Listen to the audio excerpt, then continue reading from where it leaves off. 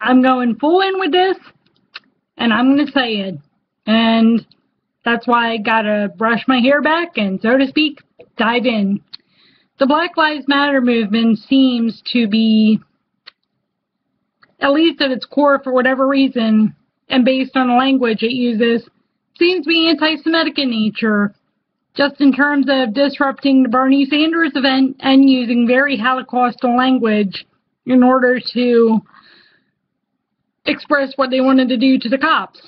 And even a lot of people are saying, okay, now this Black Lives Matter movement is really a hate movement. In fact, that's what someone said on Twitter, and as far as I recall, he is African American, so he's not just saying it for the sake of, you know, just saying it or wanting to be branded racist or whatever. And the Holocaustal language, of course, and some people say, oh, you're taking this too far.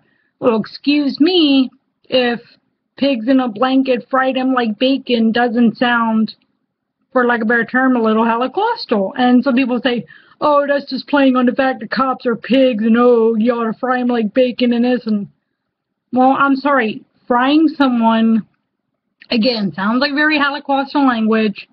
When anti-Semites want to disparage Jews, they call us pigs, dogs, cavemen, and, of course, you know who was in Ferguson, for example, the Nation of Islam.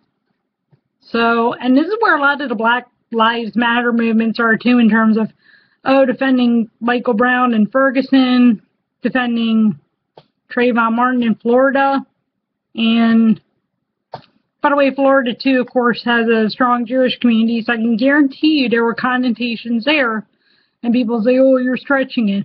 Right, I'm stretching it when, again, where there was a strong Jewish community, the whole St. Louis area, the Nation of Islam happened to insert itself into the whole Michael Brown debacle.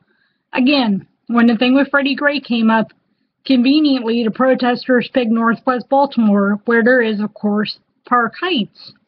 And the list just goes on and on and on. And now the Holocaustal language being used. Oh, fry them like bacon? And again, back to pigs, some people say, well, that's what they call cops in general. Fine. Again, like I said, that's what they call us too. And I've been, as far as I recall, I've been called those things. Actually, I'm not sure that I've necessarily been called pig and dog specifically, but I can tell you I've been called caveman and mongrel and... Anyway, there's that, and so I really hope that people think about what the Black Lives Matter movement is, or at least definitely what it's become.